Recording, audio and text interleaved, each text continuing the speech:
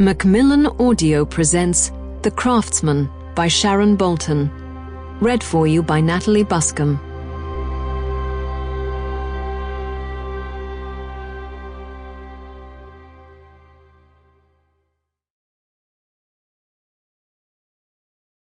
Part 1. I have supped full with horrors. Macbeth, William Shakespeare. Chapter 1. Tuesday, 10th of August, 1999. On the hottest day of the year, Larry Grassbrook has come home to his native Lancashire for the last time, and the townsfolk have turned out to say goodbye. Not in a friendly way. It might be just fancy on my part, but the crowd outside the church seems to have grown during the brief, chill funeral service, swelling the numbers that arrived early to claim a good spot, the way people do before a big parade. Everywhere I look, people stand among headstones, flank the perimeter wall, and line the footpaths like some ghastly guard of honour. As we follow the coffin out into sunshine bright enough to cauterize wounds, they watch us, without moving or speaking. The press are here in force, in spite of the date being kept secret for as long as possible. Uniformed police hold them back, keeping the paths and the porch clear. But the photographers have brought stepladders and huge telescopic lenses. The rounded, fluffy microphones of the news presenters look powerful enough to pick up the scampering of church mice. I keep my eyes down, push my sunglasses a little higher on my nose, although I know I look very different now.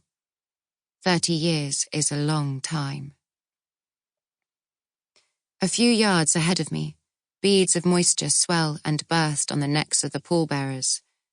These men leave a trail behind them, a smell of aftershave and beer-infused sweat, of suits that aren't dry-cleaned quite often enough. Standards have slipped since Larry's day. The men who worked for Grassbrook and Greenwood funeral directors wore suits as black as newly mined coal. Their shoes and hair gleamed, and they shaved so close as to leave raw, rash-scarred skin behind. Larry's men carried the caskets reverently, like the works of art they were. Larry would never have permitted the cheap laminate coffin I can see in front of me.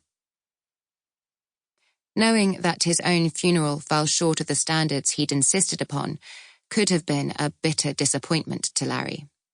On the other hand, he might have laughed, loudly and cruelly, the way he did sometimes, when you least expected it, when it was most unnerving. And then he might have run his fingers through his black hair, winked suggestively, and resumed dancing to the Elvis Presley tracks that seemed constantly to be playing in his workshop. After all this time, even thinking about Elvis Presley's music sets my heart racing. The cheap coffin and its bearers turn like a giant crawling insect and leave the path. As we head south towards the Grassbrook family plot, the heat on our faces is as intense and searching as limelight in a down-at-heel musical hall. In Lancashire, this high on the moors, hot days are scarce, but the sun today seems determined to give Larry a foretaste of the temperatures waiting for him in his next place of confinement. I wonder what words his headstone might carry. Loving husband, devoted father, merciless killer. As his last minutes above ground tick away, the crowd seems to press forward and hang back simultaneously, like a confused tide that can't quite remember whether it is ebbing or flowing. Then, out of the corner of my eye, half hidden behind the rim of my sunglasses, I spot the teenagers. A boy and two girls, small, skinny, dressed in garishly coloured polyester. The eyes of the adults flick around the churchyard, resentfully at the mourners, nervously at the police, curiously at the media. The teenagers watch only the chief mourner, the woman who walks immediately behind the vicar, direct.